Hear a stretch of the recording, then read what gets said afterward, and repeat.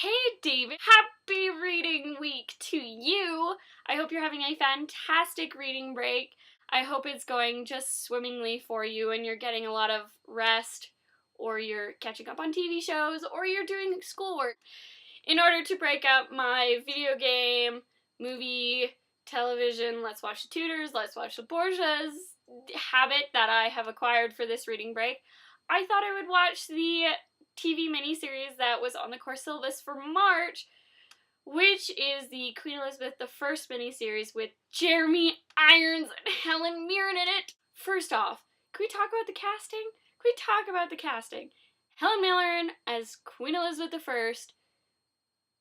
How come I never thought of that before? She's only played Queen Elizabeth II and won Oscars for that, at least. She's an absolute genius, and seeing her performance makes the whole, oh, look at me, I'm so sad that I'm not married and that I need my one true love thing so much better. We'll get into that later, but first, let's talk about my love for Jeremy Irons.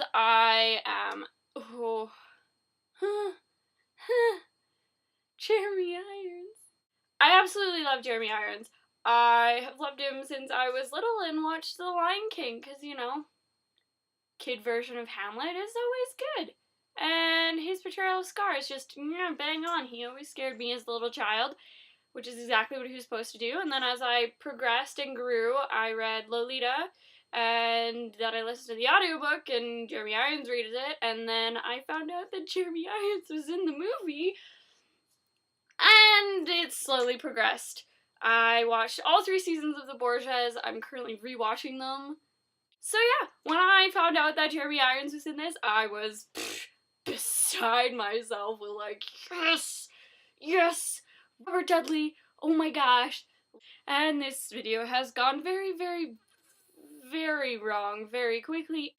The first part of the miniseries opens up in 1579, and by that point Elizabeth had been reigning for about 20 years, but she had refused to marry, and her chief advisor, Lord Burleigh, was planning to have her marry the Duke of Anjou, who is the brother of Henry III of France, so that they could both make an alliance against Spain, who was fighting a war against the Dutch because they were Protestant, not Catholic.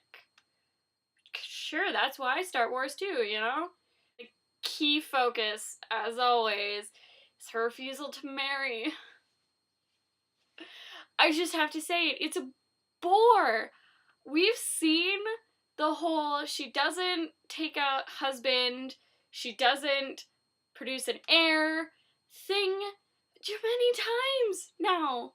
I don't want to see it again, because why do we put such stipulation on the fact that Queen Elizabeth I never married? I mean, are we still stuck in the 16th century? Because that was something that they decided they needed to focus on.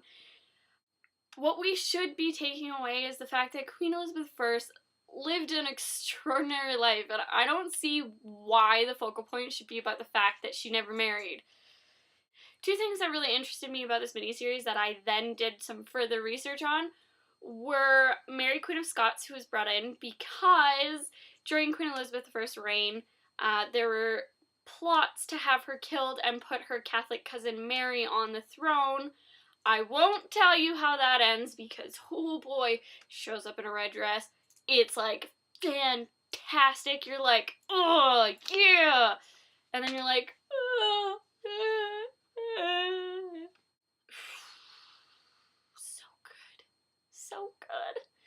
The second thing that really interested me in this miniseries was near the end, where Queen Elizabeth travels to, I believe it was Tilbury, because the Spanish Armada is actually sailing to attack England. She goes over, she does her speech, and I mean, if you've never read the speech to the troops at Tilbury, please do. It is fantastic. It is then shown that the Spanish Armada is ultimately, you pick, destroyed or succeeds. I'm not gonna tell you. And the miniseries ends with Leicester falling gravely ill as they learn of English victory or defeat. Anyways, I think I am going to end the vlog there and possibly watch the second part before work.